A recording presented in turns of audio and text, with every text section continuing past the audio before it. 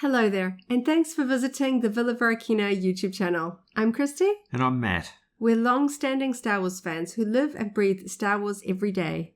Welcome to another installment of our week of Star Wars, a series recapping the Star Wars fun we've had during the past week. First up, after a good few weeks, if not months, of counting down, we've finally got the first 2 episodes of the Acolyte screening on Disney+. It was really fortunate, I think, to have 2 episodes to kick things off. The benefit of that is that we were really able to engage with the characters from the outset.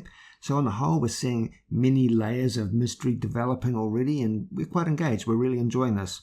Obviously, a strong component of that first episode were fight scenes that were heavily featured in the preview trailers and upcoming things. So there wasn't as much there that we hadn't already seen. But as we got into the story, there was an interesting twist that I hadn't really seen coming. I thought that was interesting. They hid that very well in all of those teaser trailers, and I am intrigued. There is obviously a event in the past that is very pivotal, and there seems to be a bit of mystery about this. We've got Jedi with differing opinions of what happened in this event. I'm very interested to see how this is going to play out, and of course we've only gotten a subtle little hint of the dark side person off in the distance. Very keen to find out more. There is still a lot of action from the trailers we haven't seen yet. I'm wondering how much sooner we're going to dive through, whereabouts in the series we're going to hit some of those scenes that we recognize from the trailers. It's really fun to see it unfolding.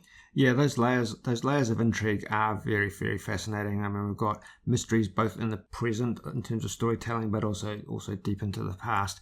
And by the end of the second episode, once we've got through a lot of that material that we saw in the trailers, we're really starting to see the chemistry between the main characters, between Sol and Yord and Jackie in particular. I really like that trio as a bit of an investigative team. I think personally for us, we often approach Star Wars as series like we are watching a Star Wars movie. If we think back to The Phantom Menace, if we judged it on, say, the first 30-40 minutes, we would have, for argument's sake, we would have a lot of Senate debate and Jar Jar. We wouldn't even have a Darth Maul fight until further through the series. So personally for me, I like to wait until I really get to the end of a Star Wars series to reflect on the highs and the lows, the quieter moments, the action scenes, and the story development, because I really do feel like I want to give it a longer shot, give it a chance to really reveal its direction and the whole sort of mystery till the very end. I want to wait till I get to those closing moments of the final episode and then really reflect and see how I feel about the show as a whole.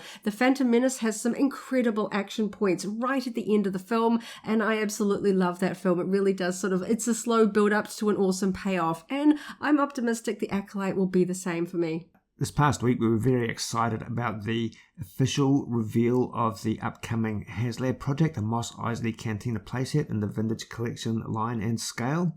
There's a lot of buzz about this going on amongst the collector community, and we're really excited. We were so excited to talk about it. We did a whole video breaking down our reaction to it and looking at some of the details, and yeah, just conveying our positivity. Of course, this was unfortunately leaked by Hasbro themselves a few weeks ago, so it wasn't exactly brand spanking new news for collectors in the know, but it was exciting nonetheless. We got a full proper review, we had a video, we had the team showing an in-person example of the build, we got to see the details, all the accessories, and we got the all-important information of the figures that will be coming with this playset. For me personally, I am very excited about the Tonica sisters finally being available in the 3.75-inch TVC line. This is obviously a big selling point for collectors, and I'm really excited about it. I'm personally very excited about the fact that this is a original trilogy scenario that we're able to fully populate and set up with all sorts of interesting characters and action figures, creatures. You know, the impact of the Mos Eisley Cantina when we first saw it back in the day was just immense in terms of the variety of what was going on the screen, and being able to recreate that in a small scale in a collectible display. This is going to be a real highlight in our display. So we went into a lot more detail about that HasLab Mos Eisley Cantina reveal in a separate video. We'll have that linked down below. So that's talking about the Vintage Collection in the future that'll be coming out next year. But in an immediate sense, we also have got quite a lot of Vintage Collection news to talk about. A couple of new waves of the Vintage Collection have hit local stores here in New Zealand. So these waves actually hit an online retailer locally last week, and we did mention this in our previous episode of our Week of Star Wars, we were able to pick up at that time the Darth Vader and the Stormtrooper in particular. We knew there were many others available in that wave locally, but they sold out very quick. Only small numbers were available at that time. Since then, other retailers have started putting them on their shelves, and we've been able to pick up the Vintage Collection Luke Skywalker and X-Wing pilot, Princess Leia with that really cool variation in terms of her costume, being able to have her hood up and her hood down, and R2-D2 on a Vintage Collection card back. We were so impressed with the Darth Vader and Stormtrooper that we were able to pick up last week that when we found them again, we couldn't resist the opportunity to pick up one more of each just to keep in our mint on card collection, especially since they were so new and fresh to the store shelves. We couldn't resist. And we also picked up Count Dooku from another recent assortment that is just hitting store shelves here in New Zealand as well. Also from that wave that featured Count Dooku, we were able to pick up the Phase 1 A Clone Trooper on an Attack of the Clones card back, and Clone Commander Rex, who actually came out in the Darth Vader Stormtrooper A New Hope wave. So we really thought we had missed out on this new assortment, but all up, we picked up 8 new TVC carded figures this week.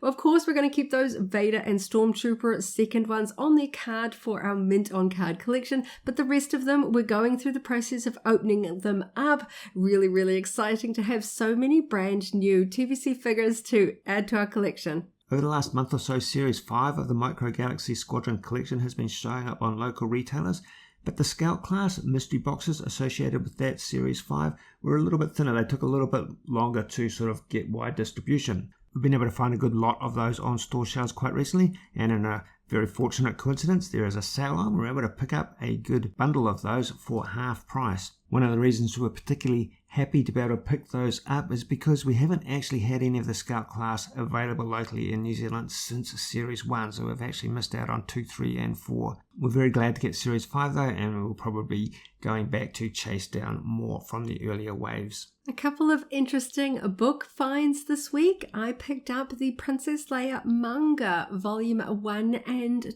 2. I think this is really fun. I had a bit of a flick through, really intrigued by the art, so I decided to grab these as they were buy one, get one half off. So really keen to read through these. Yeah, that pricing pretty much meant we had to get both at the same time, didn't it? And on a personal note, something that we are very excited about, we got our Rebel Legion base coins. We are both members of the Star Wars costuming club, the Rebel Legion. This year marks my 20th anniversary as a member of the club. Here in New Zealand, our base is Naboo base, which of course I am a fan of. I love all things Naboo, and we have new base coins that just arrived in 3 different designs. These are absolutely beautiful. I love the details of these coins. If you're a member of the clubs, you know that the merch is a fun component to it, something that Lucasfilm does allow the clubs to do. So it is very fun to have these fan community merchandise pieces to celebrate the costuming community that we both enjoy so much. In terms of YouTube videos that we've uploaded to our channel in the past week, the HasLab Mos Eisley Cantina reaction and chat that we previously mentioned is of course up now. We had a lot of fun recording that, just talking about the details and really getting into it as soon as we'd seen that live stream. Yeah, so much fun, so much to talk about in that one. This past week was June the 9th, Natalie Portman's birthday. So of course I wanted to celebrate by highlighting one of my favorite and one of my rarest Queen Amidala collectibles, the Limoges Queen Amidala porcelain trinket box from France. This is a rarer piece, kind of hard to find a lot of information on, but I thought it was a really special piece worthy of Natalie herself. As we said, we've had a lot of good fortune when it comes to new vintage collection figures. This is reflected in some of our recent uploads.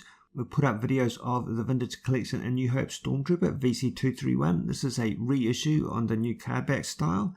We also uploaded a video of the Vintage Collection A New Hope Princess Leia Organa VC316, that fantastic new sculpt. I think that one is absolutely beautiful. I love the hood options on that, and the face sculpt is really beautiful. And in a third Vintage Collection video upload, we took a closer look at Clone Commander Rex from the Bad Batch VC317. Of course, when we picked up 20 of the Micro Galaxy Squadron Series 5 mystery boxes at half price, I was going to open them straight away. So that video is up now if you want to check out to see which vehicles I found in my 20 mystery boxes. A little while back, I picked up the Funko Pop Vinyl Ahsoka Tano in her Delta 7 Jedi Starfighter. Because of the size of the packaging, I really wanted to get this one out of the box so I could better see all of the details, and I think it looks better out of the box. Really happy with this one. And on a personal note, we just wanted to reflect on the fact that we reached 1,000 subscribers here on our Villa Varykino YouTube channel. We make Star Wars videos because we enjoy Star Wars and Star Wars hobbies so much, and we really just enjoy the opportunity to be able to talk to like-minded Star Wars fans. So thank you all so very much for hanging out with us as we celebrate Star Wars and Star Wars collecting here on YouTube. And on that note, thanks also for listening to another episode of our Week of Star Wars. We appreciate you taking your time to listen to us. And stay tuned for another episode next week. And as always, may the Force be with you. If you enjoyed this video, go ahead and give it a like, check out our other videos, and subscribe for alerts about new uploads. Thanks for watching, and may the Force be with you.